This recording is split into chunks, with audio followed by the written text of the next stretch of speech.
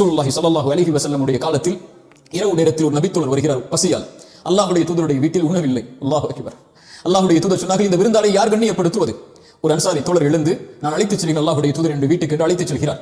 மனைவிடத்தில் சென்று கேட்டார்கள், அல்லாஹ்வுடைய தூதருடைய விருந்தாளி வந்திருக்கிறார், ஏதாவது உணவு இருக்கிறதா? மனைவி சொன்னார்கள், குழந்தைகளுடைய உணவை தவிர எதுவும் இல்லை.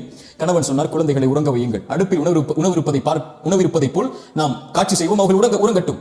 அவர்கள் உறங்கியதற்கு பிறகு உணவை அவருக்கு வைத்து விடுவோம். அந்த விருந்தாளிக்கு நாம் உணவை சாப்பிடுவதை போல் சைகை செய்வோம்.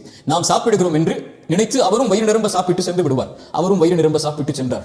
ரசூலுல்லாஹி ஸல்லல்லாஹு அலைஹி வஸல்லம் சொன்னார்கள், இருவரின் செயலை கண்டு அல்லாஹ் ஆச்சரியம் கொண்டான். இரவில் அல்லாஹ் சிரித்தான். அவர்கள் பசியில் இருந்தார்கள், ஆனால் வந்தவர் பசியார வெளியே சென்றார், வயிறு நிரம்ப வெளியே சென்றார். அல்லாஹ் அதற்காக குர்ஆனுடைய வசனத்தை இறக்கினான். அந்த இருளில் ஏழை வீட்டில் இருந்த அந்த தோழர்களுக்காக உலகம் அழியும் வரையில் இருக்கக்கூடிய குர்ஆனில் ஒரு வசனம், வயுத்திரூன அலா அன்ஃபுஸிஹிம் வலவ் கான பிஹிம் ஹஸாஸா, தங்களுக்கு தேவை இருந்த போதும் பிறருக்கு கொடுத்தவர்கள் அவர்கள் என்று குர்ஆன் அவர்களை அறிமுகப்படுத்தியது. கஷ்டத்தில்